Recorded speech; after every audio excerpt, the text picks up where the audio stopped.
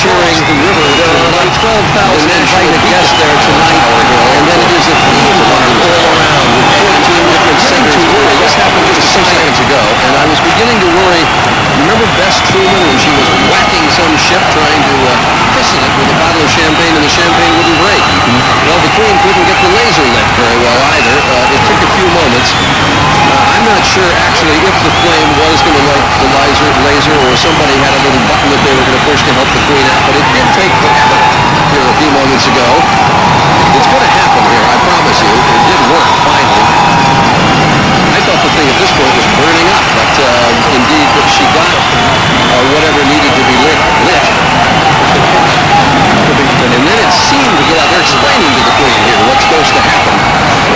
Even Queens aren't fully apprised of these things. And then there's the laser that goes out, lights the national beacon, and this thing, which is about 30 feet long and about 30 feet high, finally did ignite.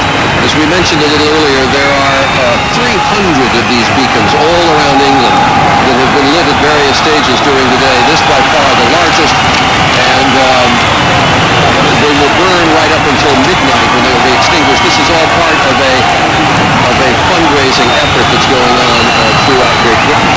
And these are live pictures now from the Tower of London, which of course is one of the great tourist attractions in England. We mentioned a little earlier the guards there are dressed like the beefeaters who are so familiar to Americans who happen to catch a glimpse of a gin bottle now and then. And it is of course the home of the British Crown Jewels, which is one of the most magnificent, if not the most magnificent, I guess, gathering of jewels in the world.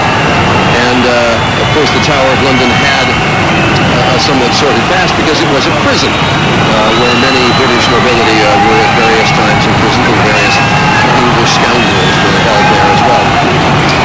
Thanks, Charlie. We'll come back to you very shortly. It was wonderful to see that beacon there and to be reminded of what Prime Minister Blair thinks of as the new sort of relationship between government and private industry. This great beacon of fire, and there on the edge, British gas. Now, not very far from where Charlie is of course the Royal Observatory at Greenwich. We've talked a lot about time today. We've asked Robert Krulwich to come back and join us today. First, to answer a couple of questions. Yes. Sir, please. Sure. What's the most famous clock in the world among aficionados?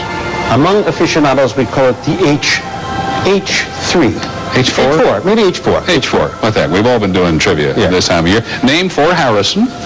Named for a man who invented the clock that actually made it possible for a sailor somewhere out on the ocean to know where he was left to right, where he was not from the equator, but where he was in the open ocean, east or west. So if we're talking so much about science, why are you standing next to a fishbowl? Because I got a better clock than that. Okay. I have a clock which was the answer to my question, which was, how did people know, since this day is so midnight focused all over the world, I began to think, before there were mechanical clocks, where all you had was a sundial, when the sun went down, who knew what time it was? So when did they think up midnight, and then how did they discover when it was? You're going to tell us. I have my example. This is my example of a Chinese water clock, a concept that was invented about 4,000 years ago. And as you see, it's a bowl of water, or a pot would do, with water, but with this difference. At the bottom, it leaks. So little drips are coming out.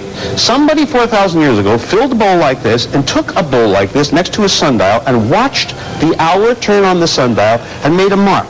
This is how long it would take water to fall for 1 hour, and then another mark 2 hours, and so on. Then he took the clock indoors to his house, and then he sat there after the sunset and knew from sunset how long 1 hour, and he just wait and watch the water drop. How long 1 hour was, how long 2 hours was, and then at midnight, you know the song, Frère Jacques, dormez well. Frère Jacques' job was to sit in a monastery and watch water fall in a bowl. And when it got to be midnight... That's a truly monastic life. Yes, and a dull job. He'd sonner le matina, and everybody would get up and pray. Unfortunately, as we all know, Frère Jacques was so bored by this that he fell asleep, the dormez-vous part. So this clock is a triumphant clock, and it can tell you when midnight was, but it required the Frère Jacques job, maybe the dullest job in the world. So, good clock, bad work. How amazing. And where did it go from there? Well, from there, it became an alarm clock. Somebody figured out how to turn a water wheel in here so it would ring an alarm, so it would sonner la mattina all by itself, and then you could wake up to the bell. Cloche, actually, the word clock comes from ringing. These are all alarm clocks. The most famous water clocks were in China, were they not? They were. And they became more and more elaborate and more fancy. And there was a one-of-a-kind clock at some point, which was apparently a wonder of the world, The clockmaker died, and we never saw that clock again. And the Chinese emperors, as they succeeded one another, didn't always leave in place what the previous emperor had designed. Exactly. So the art of those clocks was lost. It suddenly popped up again in Arabia. It pops up again in Frere Jacquesville, I guess, in Western Europe. And it was pretty much the way people kept time for about 3,500 years. So next time we look at our egg timers on the stove, if we're still looking at egg timers, That's and some right. of us are, this is where we get the original idea. Right here. Robert, thanks very much. Welcome. See you with the next one. Robert Krulwich taking a measure of time for us.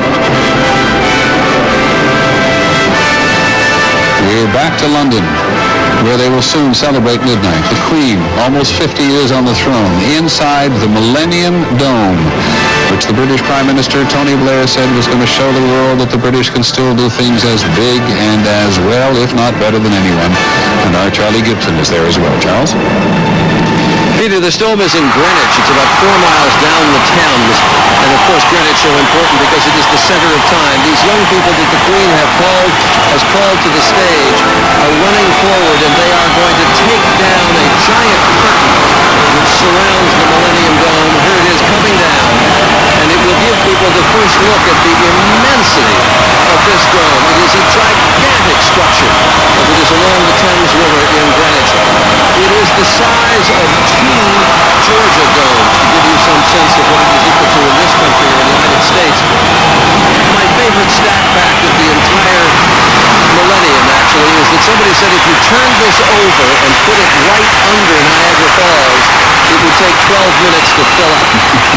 It is a giant theater there in the center. The people are cheering. There are about 12,000 invited guests there tonight.